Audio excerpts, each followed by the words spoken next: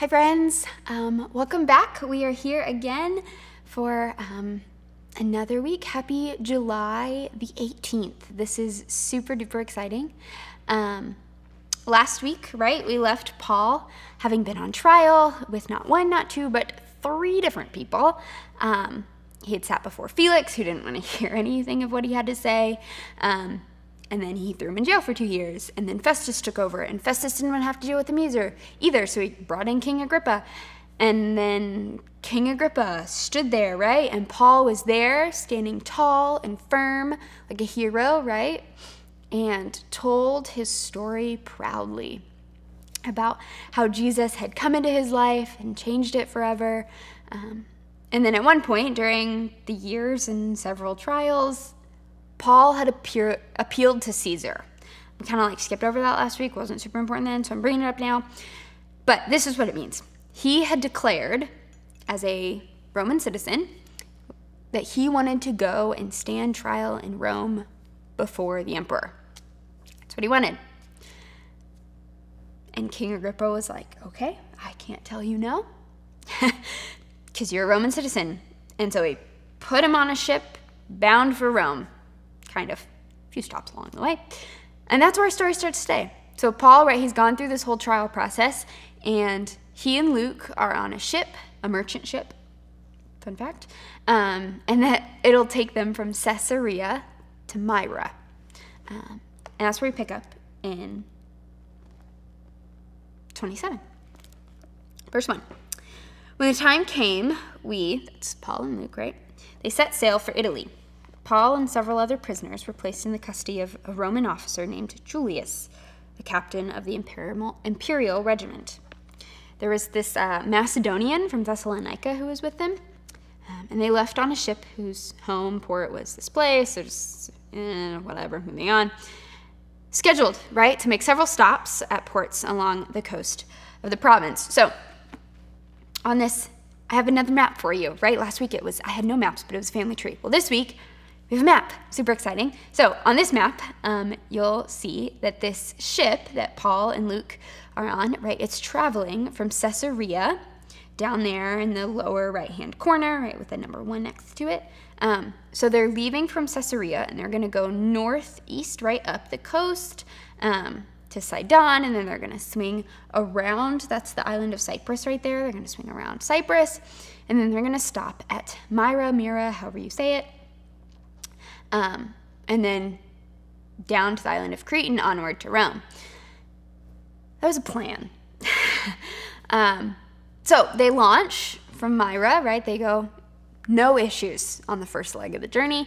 And they're most likely launching from Myra in a boat. I have a picture for you too. I totally forgot about this. But here's a picture of the boat that most likely took Paul the rest of the way, until this little snag he hits, that launched from Myra. So this is probably what the boat looked like, launching in late August, right? The one giant sail with the one mast and some anchors and a couple rudders.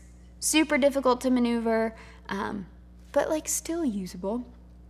So they go toward the island of Crete, and then things start to fall apart. So we're just gonna read what happens, because Luke does a good job of telling us. So in chapter 27, verse 7 is where we're gonna start.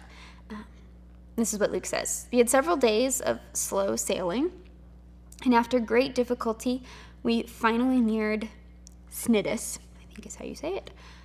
But the wind was against us. So we sailed across to Crete and along the sheltered coast of the island, past the Cape of Salome. So, go down to Crete, right, to feel safer right along the coastline. Swell idea. But this is what he says in verse 8. We struggled along the coast with great difficulty and finally arrived at Fair Havens, near the town of Lycia. So there's this spot at the bottom of the island of Crete that they arrived at, they sat there. But they had lost a lot of time, he tells us in verse 9. And the weather was becoming dangerous for sea travel because it was so late in the fall. So this had taken them a while, right? Because they made a couple stops and switched ships. So it took them a while to get to this point. So they left in late August, probably traveled for a month, right? And then, okay, so we're tracking with you now, Luke. So the weather, dangerous, late fall, and Paul spoke to the ship's officers about it. Okay. Men, he said, I believe there's trouble ahead if we go on. Shipwreck, loss of cargo, and danger to all of our lives as well. But the officer in charge of the prisoners listened more to the ship's captain and the owner than to Paul. Which is like, okay, somewhat fair. You're not gonna like listen to a prisoner. Like the guy whose whole job it is to like steer the ship and the guy who owns the ship, like, okay, I can get behind you that. He keeps going, right? Since Fair Havens was an exposed harbor, a poor place to spend the winter, right? 'Cause it just get really bad. Most of the crew wanted to go on to Phoenix, farther up the coast of Crete, and spend the winter there.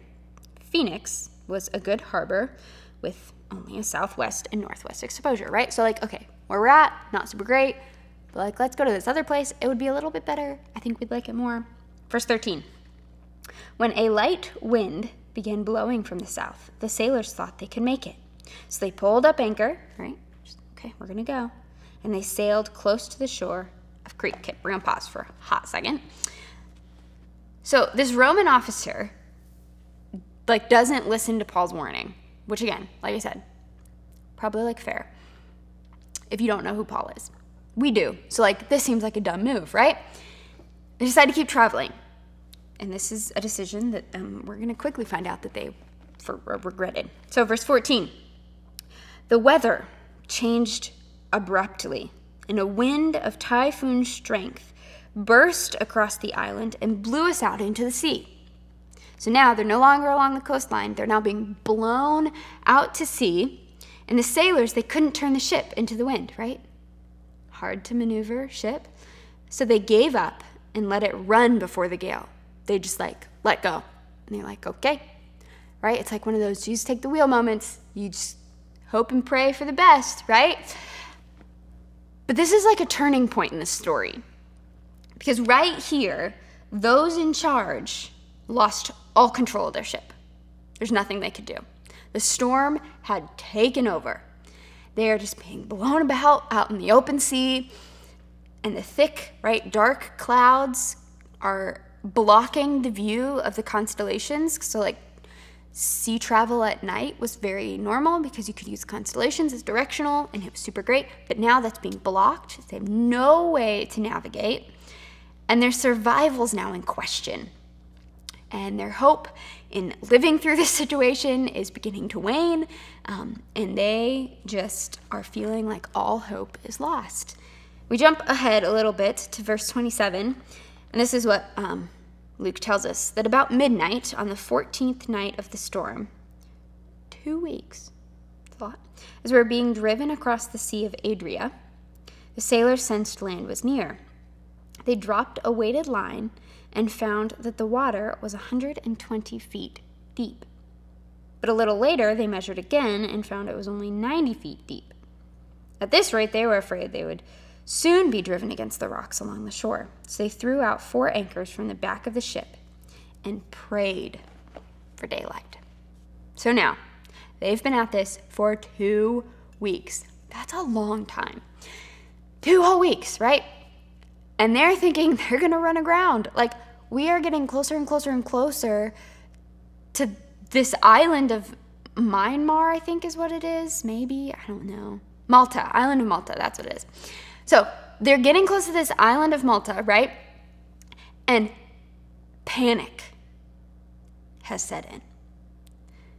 Their circumstances are becoming so dire and so overwhelming that they cannot figure a way out. They don't know what to do, and all they can think about is how, well, they're probably just gonna die, right? They're gonna shipwreck, and no one's gonna make it, and they're gonna die, and this is gonna be awful, right?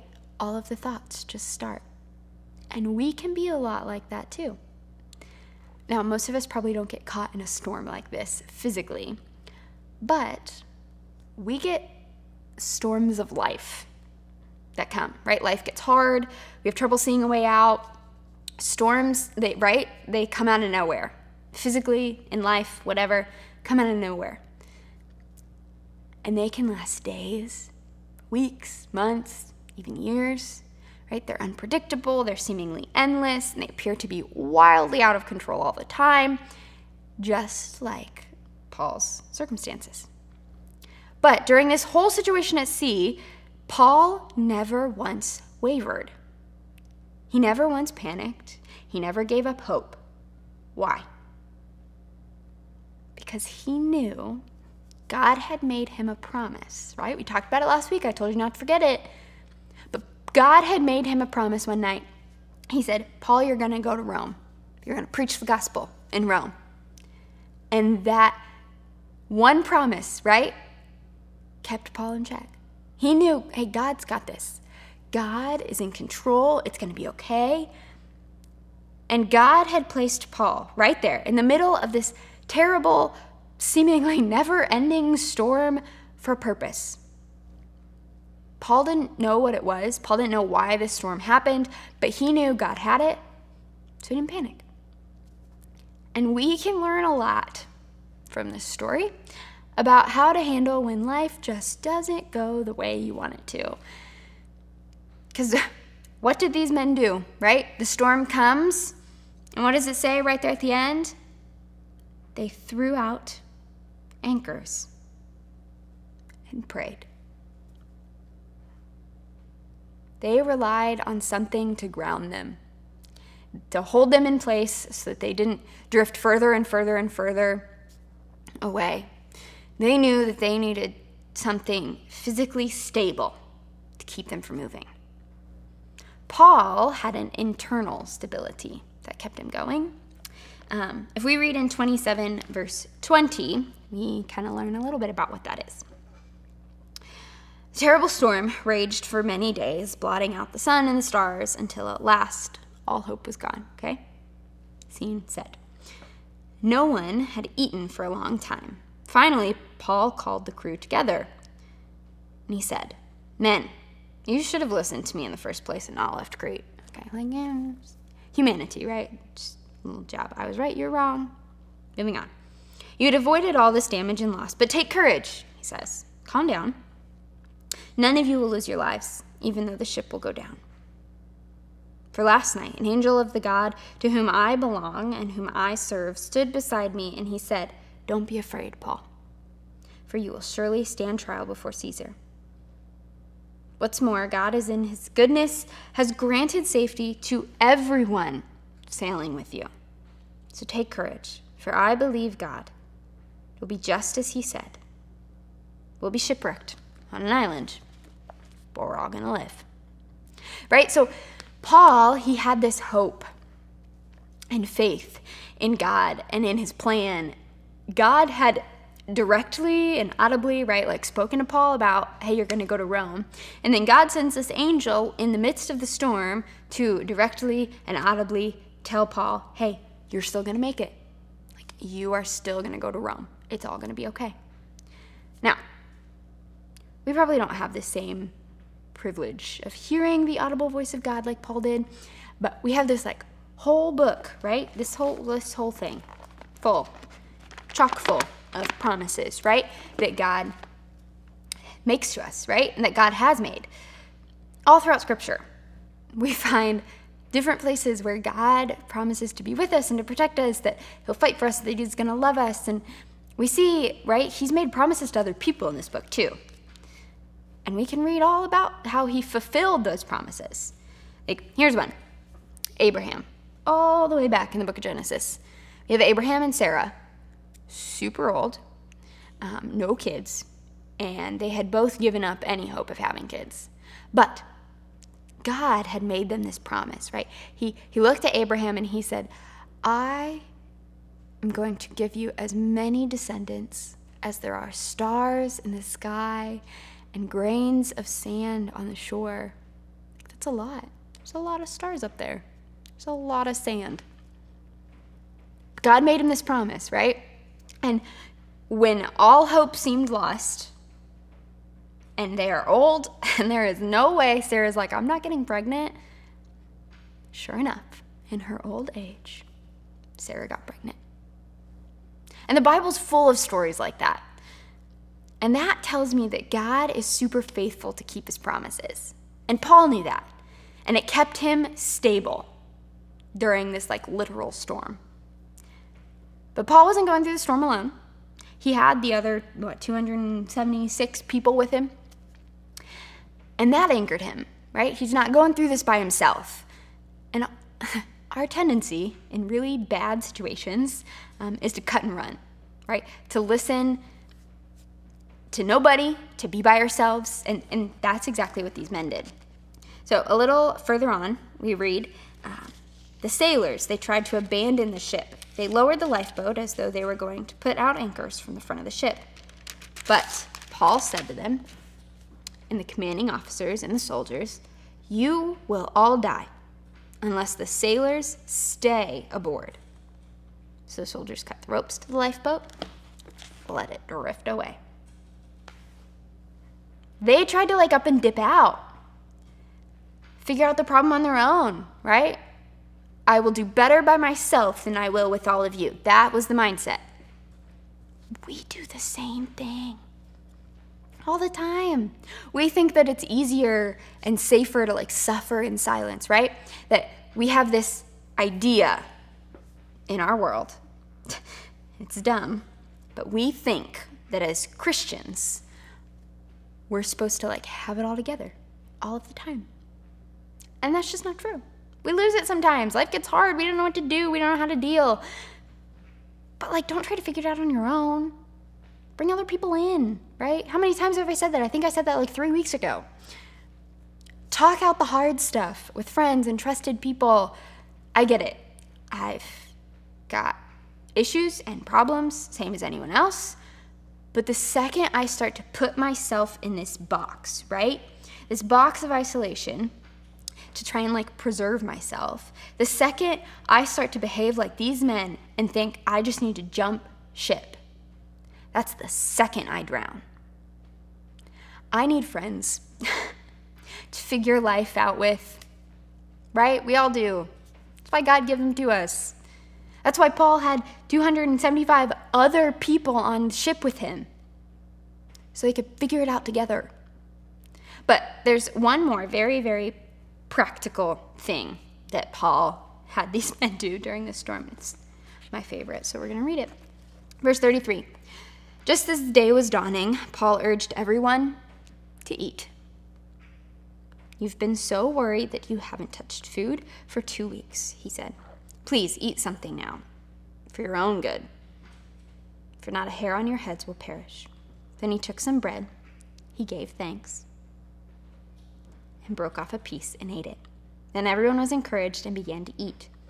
All 276 of us who were on board. After eating, the crew lightened the ship further by throwing the cargo of wheat overboard.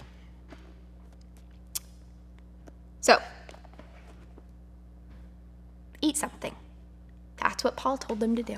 They needed to eat. That was it. Just go eat. Calm down. But like, true. Because when we start to run our tanks super low, trying to like fight all these battles on our own, we end up losing. All Paul had to do was tell him to eat and then pray. And this isn't the first time in the Bible where like this major crisis was derailed simply by eating. Back in the Old Testament, the prophet Elijah had been super upset. He was angry and he yelled at God and told him that he wanted to die. And this is what God did. He literally gave him some food and told him to take a nap.